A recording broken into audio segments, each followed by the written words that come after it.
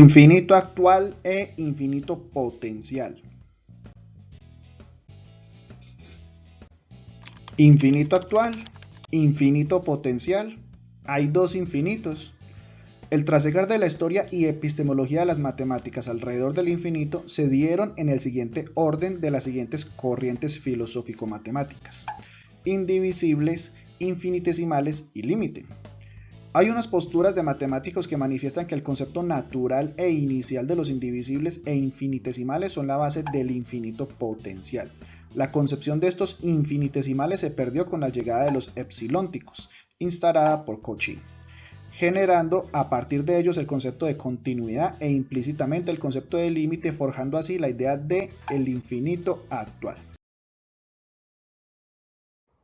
¡Wow!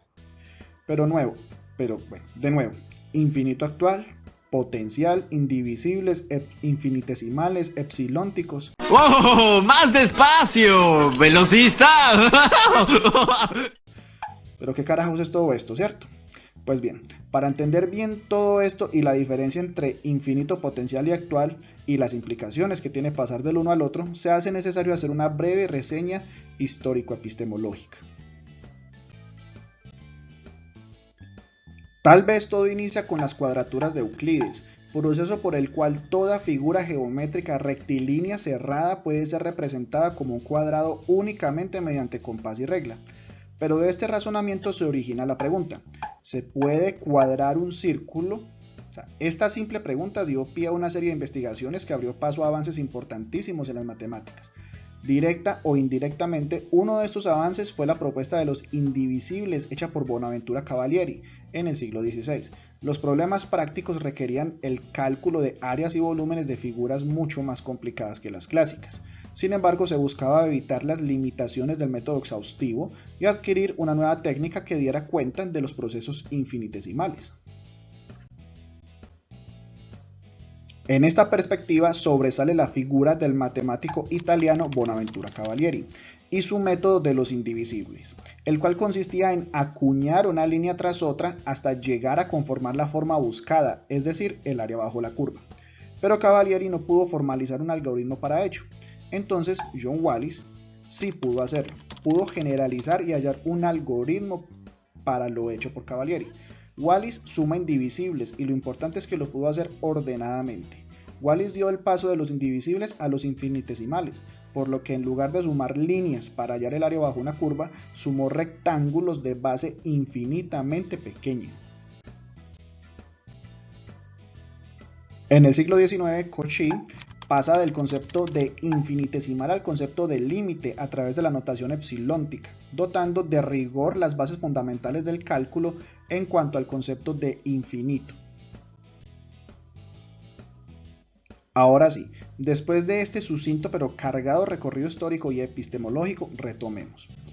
Con los infinitesimales que surgieron de los indivisibles de Cavalieri, la matemática realizó un proceso natural, un proceso por así decirlo humanizado y racional. Dicho proceso, como se vio, consiste en sumar rectángulos de base infinitamente pequeña para llegar a cubrir el área bajo la curva, de forma que la sumatoria de las áreas de los rectángulos es igual al área bajo la curva, sin necesariamente utilizar el método exhaustivo. Este proceso de razonamiento natural evoca el concepto de límite potencial. Como nota, este proceso de los infinitesimales fue la base para que posteriormente Riemann fuera dando forma al cálculo integral. Pero bueno, el proceso epsilóntico, que fundamenta el concepto de límite ideado por Cauchy de la siguiente forma: para todo epsilon mayor que 0 existe un delta mayor que 0, de forma que cuando la distancia entre x y c se hace pequeña, implica que la distancia entre f de x y el límite también. Este proceso evoca el concepto de límite actual. Oye, despacio, cerebrito. Analicemos lo siguiente. Asumamos que la función hace referencia a la cantidad de hojas en función del tiempo. Si analizamos el límite desde una concepción potencial, el proceso sería así. Sería un proceso natural en el que se ve acuñando una hoja tras otra a medida que pasa el tiempo. Un proceso natural, humano.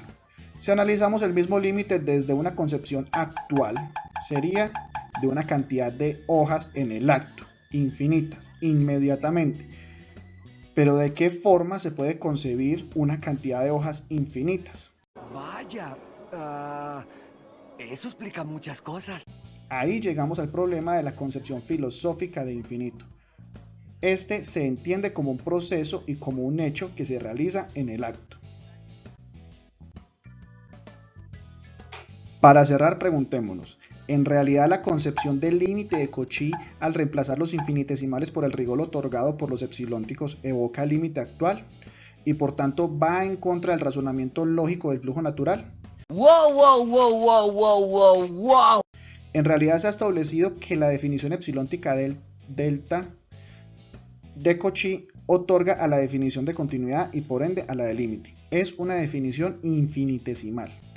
Su definición de continuidad toma la siguiente forma: a un incremento infinitesimal de x dado se atribuye un incremento infinitesimal de y.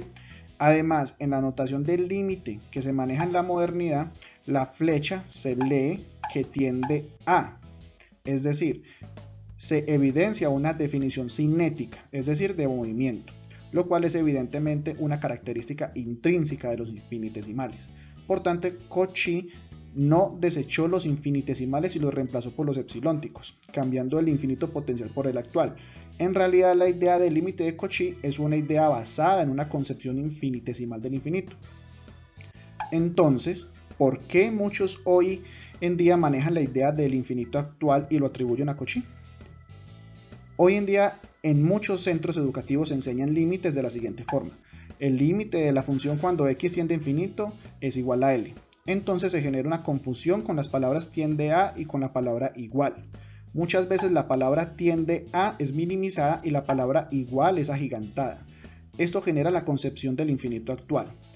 Si a la frase inicial se añadiera, por ejemplo, a medida que los valores de x se incrementan, los valores de y se acercan infinitamente a L. Sin decir necesariamente la palabra igual, se fomentaría una concepción de infinito potencial, de forma natural, como un proceso de crecimiento, ya que es la forma natural de concebir el infinito. Y eso que decían que nunca iba a servir para nada. Se puede concluir entonces que debido al status quo del imaginario colectivo, por lo regular en las aulas de clase el concepto de límite e infinito es el especificado por el infinito actual, ignorando la natural construcción infinitesimal del infinito, y aunque el enfoque de operar del infinito actual es efectivo, es contradictorio metafísicamente y va en contra de la construcción natural del concepto de límite.